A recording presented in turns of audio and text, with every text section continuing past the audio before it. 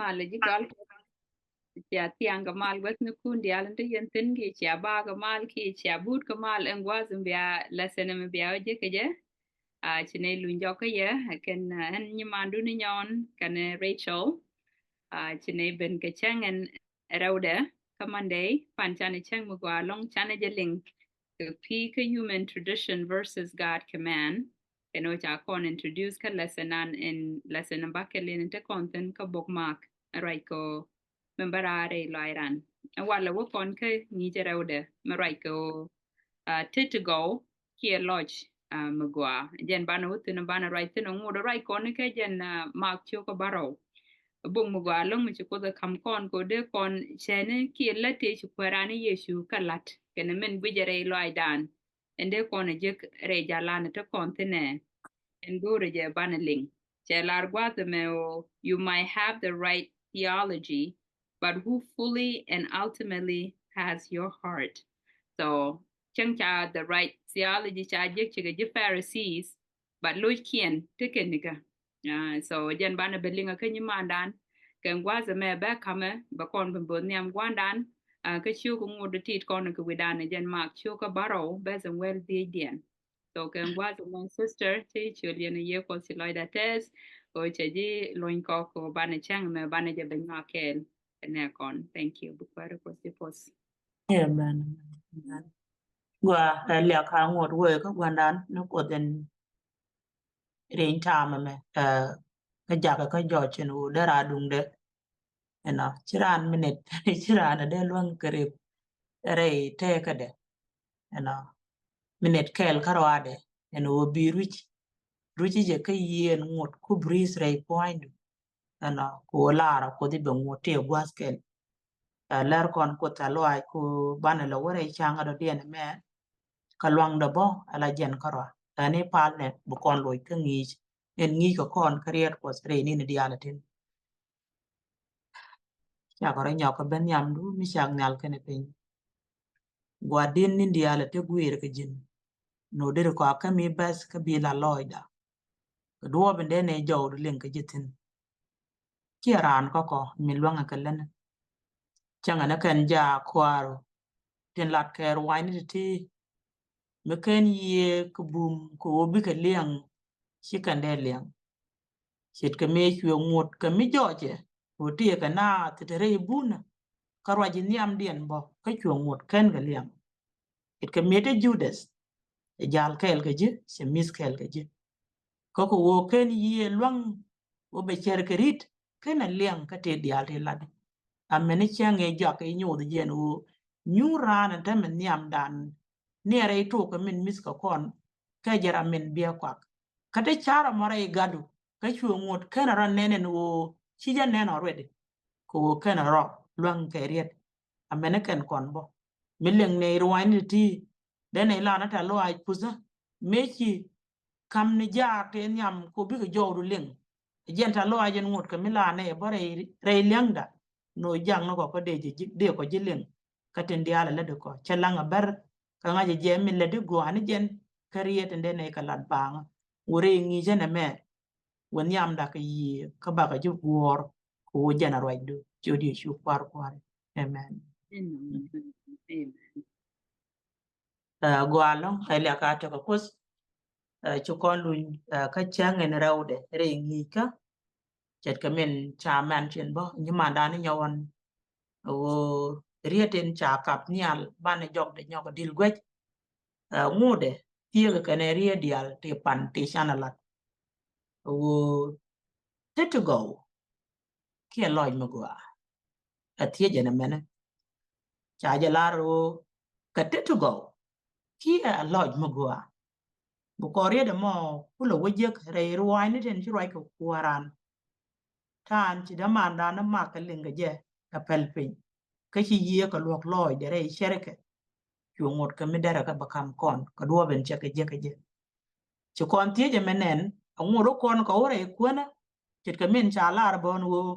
ala chapter 7 again ngot ko right continue chapter 7 again ngot ko right continue bana wo chop katam chapter 8 kanine te niam ba ka lo nge bo gan mana kon de te niam dan duno re riene ten barwaitin ngode jen chapter 7 I mean birwai de ke lobo betetin pan me roi kon chu kon kun ka verse 1 awaka 13 en wala bo bu kon wo nyogo kane kareden wal ngwandien awaka reden bangwandien I mean wal bangwandien wal ngwan awaka wal bangwan ku je ma chana jo kwen wo min kwen kon re roi ko ajenen bija nyude no min ramin ti nyur nyam dune shebe ka sherke be ka min cha gor roi ko nyal ngwada me sign de lare jen wo ten jakran ka jek ten jakran ka jek jen sa nyen cha sa ka bung mak chu ko baro be din wel ngwandien ya wo ka chu yesu nas le le chol ka chu ka joge lenga yendial ka je chu lo nyukun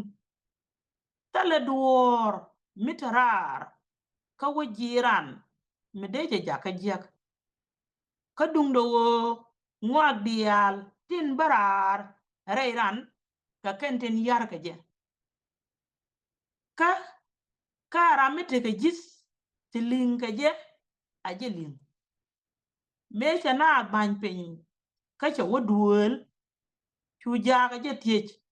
ka lot chet ka na mo ka chu ka jogo ka na chop loy dun bo amen lạc theo có ngồi để liền yana nyon Amen. Amen. Dengan Jesus. amen qua rieden wal badak den ya wo ka chuo ka jogo kana chop loy dun bo ken yana ngach en wo chia duor mitarar ka wo jiran eminde je yar ko wo cha wore lo aide we jiran ka we palrar kayino yo ka lade chuo ja lade no media lo go ka bu kwenda na nyamba men chuong in gwa the mo chu kore de menen ka explanation en chi yesu goro bejetum na ne ka baden wel die en cha tok ngi ka introduction bogdan pan la je gwa no ne tele duor mitarar ka wajiran medeje jaka jek tele duor mitarar kulo woni jen jiran mederan jaka jek ajeria de me men chukwara goro dere men explain loy dan o ngumlode o kwirit kanamo pan me chukora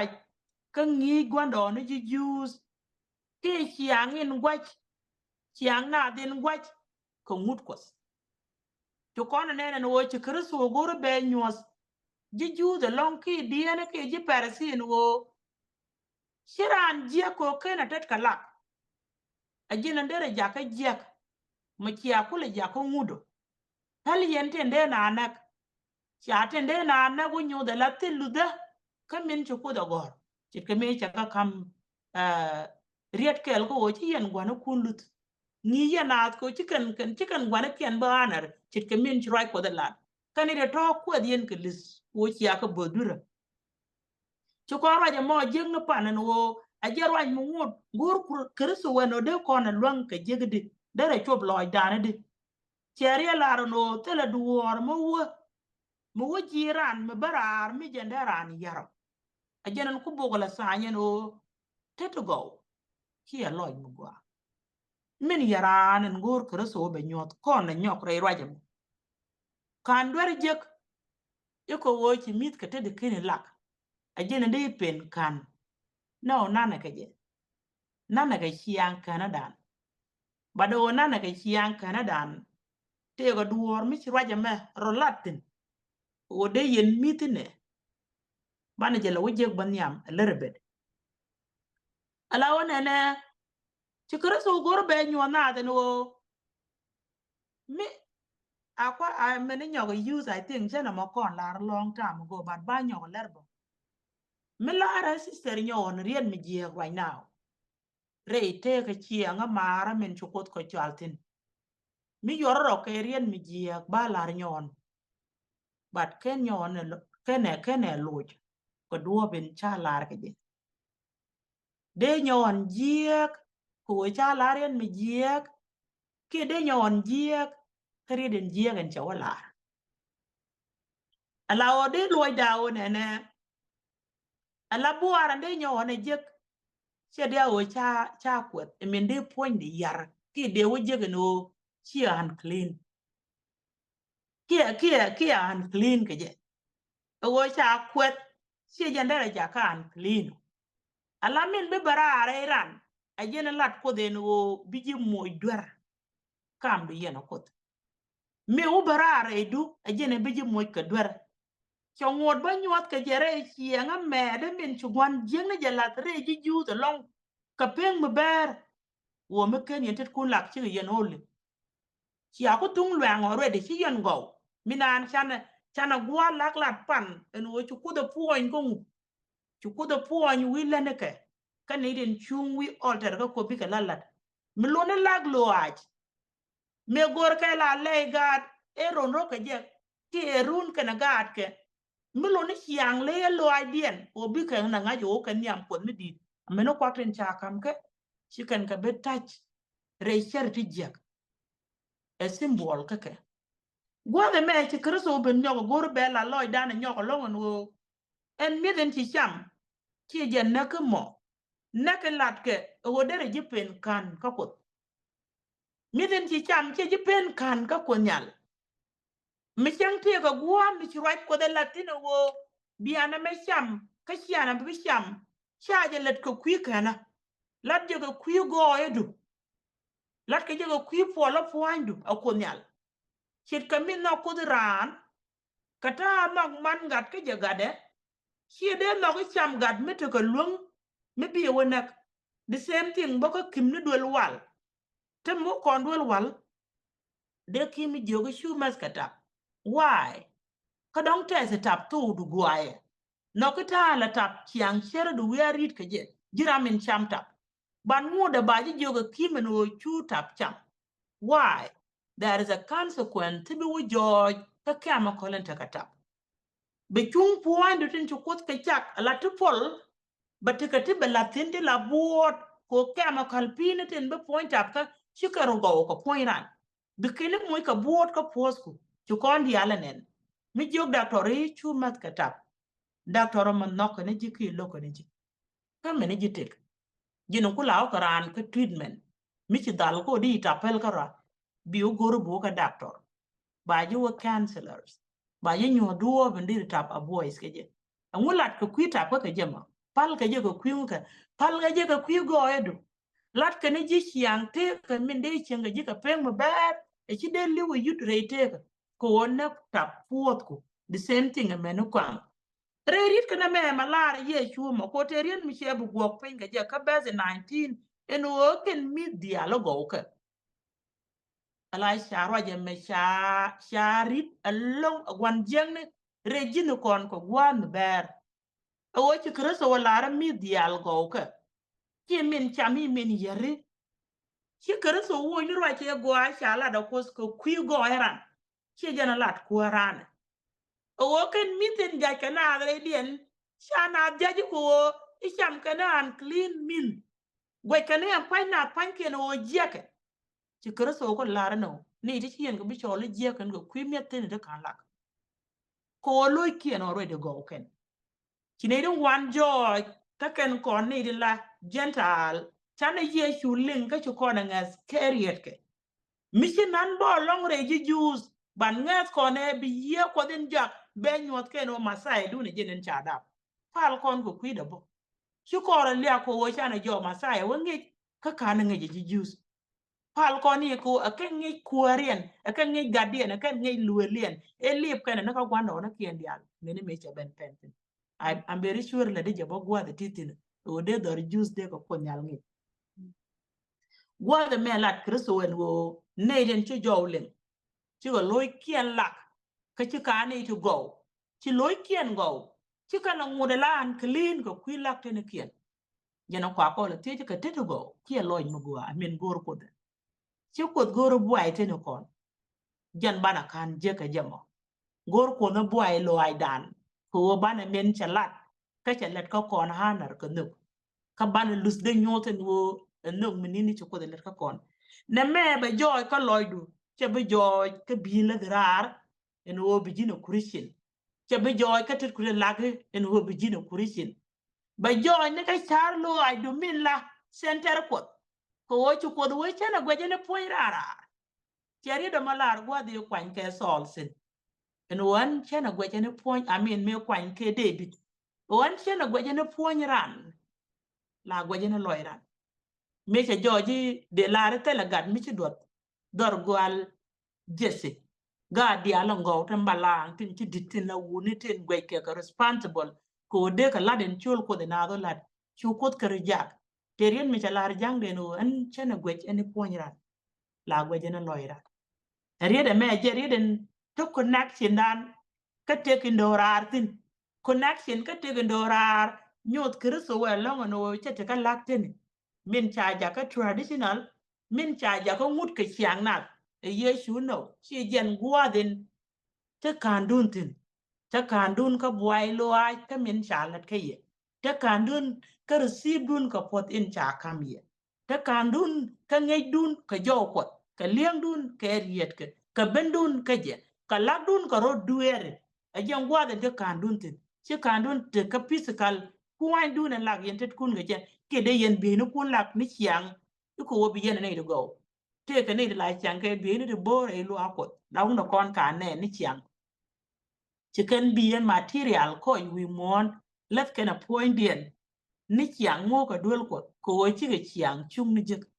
kam wi kai wi ka nyaw ka dil gwe ka chiang ten ko kien kan dial tin lat ke je kana raj along a chenge bi dien bo kon kala de jik mu gor ka no de kon kala bi mu bor pik chi kon de je wi mon no chole nindi bat chi kana la loy dien me jel ken ke be ni bor ka hele jen do bende kon ngai ke je ki ko bala jenen gor ko de ari den chala ara ne den cha be ni ken lak kariam ro dal sie sabu wi mon ka sie material wi mon e min nyot goy ka min chana receive ko bala min ba je ka loy ram ka loy ram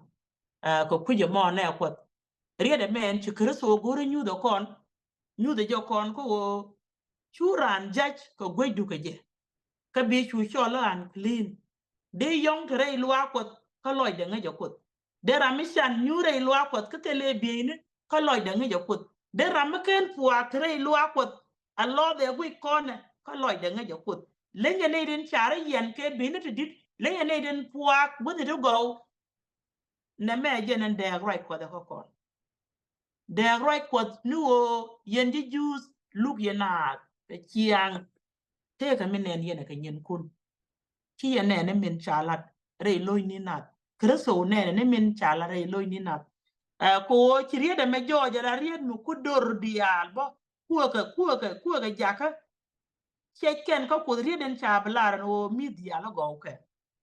ne chwana jo gwandan in chalat chwana je jaka be joji bana jala tit katan ti let ki juice in pick and ried muses ko ken go kuang let ka duom loy den ka karian Moses kente la kana wea do ko diop lo idea ka log Yesu ka ameni araje me chala da masaya gwada wo media lo go ka mu we wo dak ne mu we chu joje bana je dek rajen cha gwir no boyra na kot chi amen baka kot amen baka kon amen luy ne kristo jok dara ka nyawari ala ka chene ka ta chi gor bagari ala ka je ji jus ba chi je nan lel kon lep cha kon kam yiyo ko do ba kalori ala ka mi chana ka linga je ka nyam yie ne tiaka chit ke me chu kristo tek nyam do le no betin cha linga je kalat ke rong we be ka nyokari ala ola ar kristo wo mit yal go ke che jonga na do kwa o mit ka te chu ko jo go tin nan kana long kana raje lat ke akwani Yesu ko wo me no ko de ne tu ko ano baran wir ko ki po la po an ka min da rane cham chit ke min da doctor ya guire no don't do this wala me cha ka me today chu ngo mata amene me bitu be jwe ku le kiyor mi hi opel kenus that mean the system that ke le be lu nyal be jinyo ka da ka jwe run ba o jege do kin raje cha la da doctor kin ye gore jen mi chi jwe ngudre kwandu jege je eno the same thing ameni en kwarani Yesu mi jene be ka be bela do mis dialogo ken ani chwana jenang wrong right kristo katin dial to we mon amene mi cha kon wok tin ko di chware cham shukor luktin ene mene ko ci impelwen che dit alongo gwa ber to kon kam tiol ngwane medongul wodere eriam kechit katap in lawo yero pot chaja kam kon bo ka peng maber but neme chieriet ko yo ko no kono we chama te cha ye luktin ko ka bogli bai en kwala obana shob shukona bo kwen but kwena ka bog levedekes li bai shugo welkel many kwen bekelew biri den shiko de lat me la de je musa sen wo lok dore ser wel ko bi ke miten ala te shiko kalan musa ka kan te cha kam e pena dem na reka te cha ben nyok kalan musa ka kan kwa te cha kon nyot adem kene peno bi mitin me se joje no win mon be te ga nyon medid eno ba ring cham de ko na benen ka wo no wa jiri ai eno de ring cham chwe joje no nene cha no ben jogo no belitin go bika nangane ka pek dit ko bi mitin belitin chi de men cham bika nanga pek motot ko goro kana kwa ekien chu ko de goro no batega te ben nyon no bo ka ngade ka tin cha cha kan wo na me keje na me tama na madere ji luang na me che ji de luang chi kamin jo kon juaj te juaj me de ran luang mi cha chamba we chi nga ka chi juaj luang chi jada luang jada me cha de gul cham ku kon la wi anga ko chi ko kon cha ka to la kon wi anga ji ko na bil yo che duor ku lo la poison bo ku lo pen loy dan ma chu gil ka ne dialo tuara na ma cham la na the poison badan ko den shake ne je lo di no already o na ma gwa kariyam ran na ma gwa kariyam yang na ma gwa kariyam lam na ma gwa ka ne men chu kus ka da ka pek dan ameni me roje ka adem si adem nyodo titi go ken ke ji si adem mi sen chet ka roi gwan ngulat ko dama nok do ko tele mi da adem luang ka ten chu go ko po nya adem bad go ken ka ten cha cha go la ko nyal ko ti dia te ka lot kan kwam daga ka luat te ko mo gwa mi let kene pe mon ko wo bu mun gwa ci kon ga de ngaj ban ngay kot ke gwa de me wona wala ri ay bo long ci ko de bu goro be ñoko len nowa en wo jax je ke bi mis ke lay du no leyden bi cham ka tikin tikin leyde sha ku nowa ka leyte ñokot ka ko ba ka ben ñoko len moses ko wo ci do resul wo ci nga pe me ber ci ka wajen cha la da gwandi en ci ken le je me luñ kay ca ga jogo no joge pero kamye ne ka ko bikana opal ko jeri de ci ko de ci jowo jang ne ka barar ko bikana opal wi pa o bana ko do pal wi pa mo bo kon lo nyam de la ko de ala ko dan ala gat ke bo kon nyotin ci wo ko ja ko kwik kon ka pe gwa me ber tu ko ro ko le nyoga raj ko te ci le no ra ne tu ko wa ko ko le nyoga revive renga re janga de me raj ken la muset jen go atabok le vede ke sin let ko de ko kuigo ede kene kuigo edu in wala milar ye shurie de me wo midial go ken chelo ne misten cha kon gel ko no ko konten la de no chwara na luk ke min cham ken gwadamo a changa jen me cha gwo ko ba ando rizru wele no chu cham ka cham doro ko kuiken yede chien ga rizru wele wo ba ben nyoga pen lo die no te de bul cham kan de cha de cham me ken ko de lat ka de kan ngat ani chika na de ngat beke la ci ko liam ke mi dia de cham ko lije jena nen kon re jalien par kan du wanti ci kan go ngi ke yije go loy dien ka abel kan men wo kot ka mela da kaka ameni endorten ko kienden kulo wo ka ben ka kot min che lat ke chengen yam wo ci jurana wo kwik kon language ki kwik kon language dan jurana wo kwik kon min ci ko da lar en wo je ko ra mi cham gañ ko kuje je ci ga cha lar su gañ cham re roi ko ci gwa ga riem du de ko na chu cholo mi je a jena lat kristo ko wora min kwingu akode balweng tu alwo ko ku yen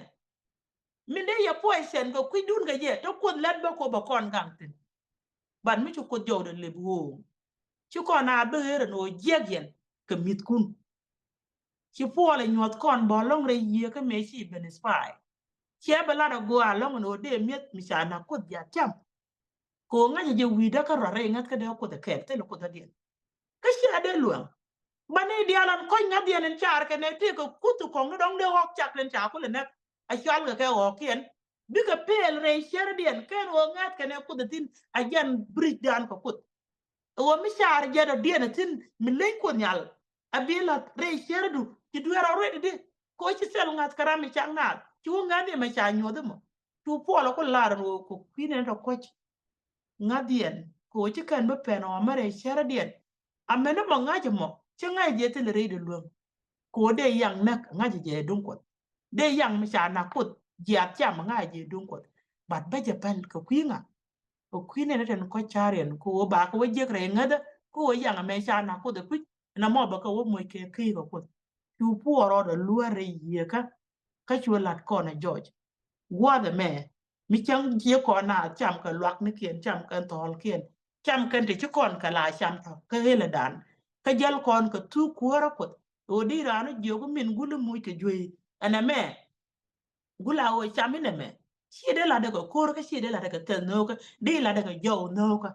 wa de me nyut kreso di ni ji ju de long no ala jo right ke ye chi jen jo wen let kan ke je chi jen jo wen let ko kut tele ye jo no ka ye ni jaj ke ni na te kreso ko lwang ko barame kwini mi dera moiriet be wonyo ga pen loide ke ladde ke rwai no ko chit ke me be bo ngot pen are yi jus ko cha nyo ka let ke o ti ti kan go ke ye chu ko do gulla no wal ti ke ni kuch cha ben nyo ka lan nyam dien cha pen loy dien chi go ro geltin o de le nyo ko no kon bo kon jurtin ko o chware mi de te cham chi kan go ko ye chi ke de kon san jo ko ke en wo mi cham kon lwak ni ti dong chu kon tu je cham kon ku ngek ni ti chu kon tu je no ko kuidan ka je bu kon ngote ga lwang ka gang de ko kon ameni mi shana pen re suka ri no dien de kon gwi ri de me long ala ye chu che nyu Peter che kam le di alen chalat ka bog le be de ka ti cha ga de chambo an ri de lat ye chu an o min ka neng ni Peter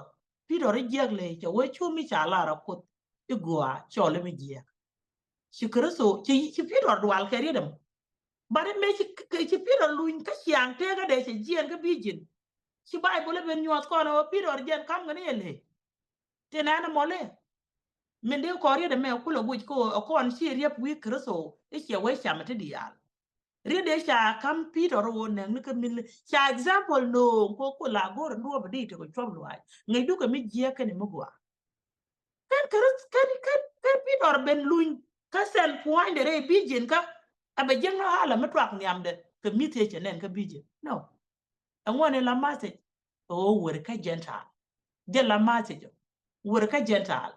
ngai ku de long be Peter na ere no chine met kanga ka jur waye mu de gor wa dor jurum ka cha ko gel ken mutiti en wo chire ru mat ka jur ka ci duap ka na mi ci jur Allah ke George ko ngai ku de be Peter ben act like that yo goro be men moy te bije mba kula gari ci an kerde to nyon ni jiak a jani jiak ko wo ba jiyo ko ci ko da lara go ay ke lut Peter kana dwal ko yo mi jiak tu no en wo be chama ko din ko wel ko nyal bad me ci Peter ker re nyut kana mo a ci cer ko lu ngara ande ken ko ne je chama na ken kon le kel ne nyamde ene a parbol wana parbol jat Kristo tuane ben jakar yalla te ngij ne me ci gwan jeng joon ne du wana no wala chana liaw je ko den kemis liaw je kon ga kemis ci ken kon ne right te ko western well te ke mitu wan ti chana be chama changa ne pan kon bo ko nore ci kon ga chama jien kon wich ko wo ci kon na nen cham ken ke chana ro belatin te ke liaw du wan je kon ga kemis melat ko de pala ka ko biya go de ra te ko kon ko kut ani ci te ko kon ko kut o na ko drande chit ke me la puok man gat ka gat ko point no kwal ka me je mieten go ane jet ko be jeng no kwal kwan che de miet ke me je ko ngai je ba galuam e jan ta ante ko kwaran ene rie de la ri shu gwa me che lo ne miet en cham na ra min wo je re ji jus ka che lo ne jo we cha ngi je pot in la che ko be bendak no nan ken ko ku je ma mana won yama med bare ngika ajen kela mo amin lat kon re chung ni dialen kon en chalat mi chu kon nyogo kun ka bas tu ni bepin de kon riet banen malare en wonene ka chwe we min barare ran ajen yer jam ko bakarare lo aide kan sherti jek shit ke ler ala chiang ler kul luinat dum diluaj let jeng ne menat let nyuon tiel gwer liak kane dor jek dial ti bekarar rei luai ran ke yar ke je ngugor kreso mekam poinde de koran jogi chibukan ko chimit kamyan mi cha de cham ke yo woi kan ka no badara ma kul chuko do kwet kalebde eno cheteng mdorar benen miti kul chika ma kwal ka kwak dong ne diene tin diet kana dor ji ju do bol pale ko bi ga wiya nyen kien kwal ken kare lwa ko ko chawo muchin wan kan ga ju kana do dong ne ka kut chika no ka kut wo ga ka which is a sure dara nganak dara diene ji ju na kam dien ko kut baden wo kan kimyen mi je cham che je pe no ko konyal chen be je moy tel polo kwa ke two different tenana long cha chang ten jetin barar ka char lu airan ka kana cha beno nial mi chara kul naka ko kun mut kot in chalat ka to go ne Moses ko de elit mi chen diet ka lut meni a poini na ka wi mon bi ka kwa ko cha ja la da kot ka to Moses ngun makan wo nyok reso kon pem kana diala ti de chablat bo da me dir ka je kan dial kare lu no ko dangwel ma che luo kono ka luo ko dang wala jene nyaka kam ni ara irwan dialati chu kon jitie ka dande lok kon ga de gwire ka ka chu kon ga de chege ka chu loy dande dit ka kwa kien kul di luai chu korande na korande lu la dial chiang lere dom mu nyon tiel gwire ne na kende dialati ka kan la gam ko ka de yeni sheite akana gam ko kudre iran mission kareda chiaran kana ko chang ba cholan chod yechu ko ngot changa tite kareda a chila de bilawo ko la wiya pen chong yechu no lag ne karar bi lo ai de kula bo ai ma bi ko aje ne jek ka wi mon mi ci bu wiya na no ka tite ka kam karar te la go he me de ko ne men jeng nyam ko ka be ga charan te rami ci kwal rar mi de ben jogo ci dwar jek ko ci ngakwal de dwar je ko cha kwal kel lat ka jarar arada dien chete kaga cha de ko de la dwar de ko ramen chila dis ana me je nan gor ye chuo leng ne je no ko ngu yaran ka teto go ti cha la ka boy ti loy mugwa mi cha tup ko ka teto ka la ka chu gwanen mit ki ara mi chi loy de la teto la te loy de ko che mi je bugur agane ci kuaran kon nyo tungwan te chada me la kon ma la nen ka culture an dol kon me dan mi baba no kon la ka jum ge ka te ka war kan do la mala te ka wa la ka ba kula bana ba me ja ka ma ba kula ka la ne ni te na loide ko wo moj ke je ko much a diet ka tin mit mi cha ji chul ko ne yan kar liede ci de men wa la la lur ni yani en kende de jekto kon ka kambe ji la blessing de dietko te le luong medetin ci gada ma de jeko ko cho gwan te de kap e ka te war mieten char wonya ke tuok ki ke gwet che lam de je ka je dong de la wo je lam mu gwe je no ci gwan e chen je ko mo je ka kwan ka te de kana la de disappointment wono ko poter won ke je dwor ke je a ko kuje mo dino loj en gwe ko de katande kon jay ke jararan kan riet ko bo ko kon lok ko de ken wo katan lat kerso ka je par bolo to ngwan ti rai ko kuarana je no ku jak la wi alo tin ka do ka sheda mo la kana cho le ched nin yam da ka ched la de mo ko le cho loy da idi ba ko le nyoko ling loy dien eno gor ne jen wo a year quite lin yo so re dan the no bu kona chwa charo chana ma push away chana ma wo jine ka dong chi yana wala bana pen ka category ji juice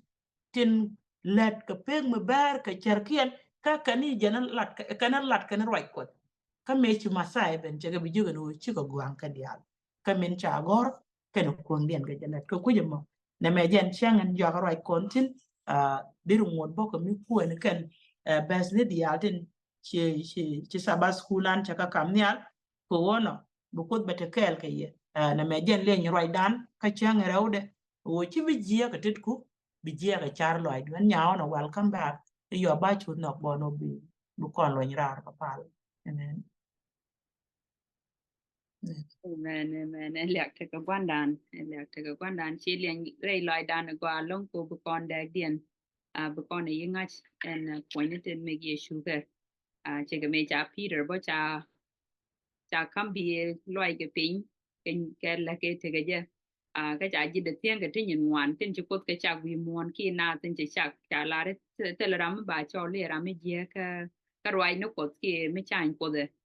But the different thing cái mình đông để con chăm cái này mình đông để con right của để con nó nông na so chỉ là đây loài đã qua lắm chỉ loài đàn chết test qua lối con cái tiếng việt của nó cái so anh chàng lối con chàng cái là cái riêng như sugar so and giờ làm là example lan thế là làm mới qua vì muốn mà vì con nó quên như sugar so có dân bố con nhiều đua bằng qua anh cái con nó bố quên bây giờ post cái bây giờ ko la ka lin re lai da ko along mu mu ba cha ka mu ko jin ti sher mu ba ena wana nyam gwa dan kala my family enyo gwa di na chine ben nyam du ko kai lai du ko goy du ko no du ko chang we cher ko do mu do den la yesu ku du la je ko ba rai re lo ne ko di ne ben mu do bon wa ne jen ci loy de te the long be nya du min ci kwanyo biriet ku to ba woti ba ga da ka ne cái chị cầm chết rồi bảo cô bé mi đông để vi ta nhon bé bé lại đây lại đã cái phần pin cái dòng một quả mới clear mình bé chụp đây lôi nó có cái gì cái post mẹ áo cái gì cái liạc áo lôi cái gì chỉ làm mình chắc này cái cam này chết cô đây này giúp quanh cái đây này liạc cái dạng này cô riết cũng chỉ này cái ngay qua đó bên này cái lát cái lôi có biết được was mình qua cô chính bên lôi có biết lát cái gì qua đó bine ja ko nong ne kudia whether ramichan raminywan ki ramiyong ki mu ken dia do chine bi gwini cheng ten joj kwara but bine gwini mentere lo idea no gun chi no ke ki no gun chi kam ke ki no gun no ken ji kwara so jang ne ko bine te no kam no ko kal bas no ko dia ka ko bine roi ni ku chi bine ka nang ra ko ken ten bine lo ka the right mind che ke wude te jao je re was kuin ki re ko ko ngode ro ki temaro cái chú Giêsu ja ko be nyur be chene karami ken wi de meje go ne lo kon de al kwara ko char ko nyon ken te tu wan te nang ne ra re du chi loy de tes ko loy du la ko je kala ne lu je jo chene ri de ti chene ke ling cái Giêsu ko du chum kare lo ne ko ke ne lo jo ko be ne ka wadian ke ne nywa ko ke mas na ko che ke me chi jo go chi bu kel ga pa lo ne jo ka doru ka mas na ku ko nyu ne ke tang go tin chỉ có cái là cái gì chẳng có đến chỉ là cái này qua đấy dạng này cô bên này cái nhỏ cái này chỉ cái tiền cái này chỉ cái rum rồi rồi cái này nhỏ cái đồ ra cái này có dial cái mas nó có dial cái phải loại được cái này ngay chỉ start được chắc qua bên lưng cái gì dọc cô bên này loại chân cái gì cái qua đó e posso me le aga me au cái gì cái gói cái sự gì super mi đi no amen amen thank you amen lời đàn thế powerful lesson chi la re lai dan gwa long mero ko be ji ko se be ji one and a point one and a point amen to Lord and and welcome back welcome back you are a powerful teacher now it's maybe I'll take a you miss